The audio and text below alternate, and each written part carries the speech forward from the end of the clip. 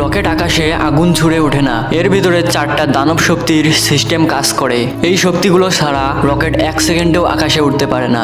Number 1, এটাই হচ্ছে রকেটের শক্তির ঘর, মানে রকেট ইঞ্জিন। এখানে লিকুইড ফুয়েল আর লিকুইড অক্সিজেন মিশে প্রচন্ড চাপ তৈরি করে। এই চাপের বিস্ফোরণের শক্তি রকেটকে উপরের দিকে ঠেলে দেয়। Number 2, turbo pump. এটা হলো রকেটের সুপার গতির পাম্প। এটা প্রতি মিনিটে কয়েক হাজার লিটার লিকুইড ফুয়েল আর লিকুইড অক্সিজেন টেনে নিয়ে কম্বাসন চেম্বারের ভেতরে ঢোকায়। এই টার্বো পাম্প না থাকলে রকেট 1 ইঞ্চি উড়বে না। নাম্বার 3, রকেটের নিচে যেই গোল অংশটা, এটাকে বলা হয় নজেল। এটা গরম গ্যাসকে খুব জোরে নিচের দিকে বের করে, আর এই গ্যাসের বিপরীত শক্তি মানে থ্রাস্ট রকেটকে উপরের দিকে ঠেলে দেয়। নাম্বার 4, রকেট কোন দিকে যাবে, কতটা বাঁক নেবে, গতি কোথায় কমবে কোথায় বাড়বে, এইসব নিয়ন্ত্রণ করে জিএনসি। এক কথায় বলতে গেলে এটাকে বলা হয় রকেটের স্মার্ট ব্রেন। মানুষ রকেট বানিয়ে আকাশে যায়, কিন্তু নিয়ন্ত্রণের মালিক মহান আল্লাহ, তাই তার শক্তি সর্বোচ্চ।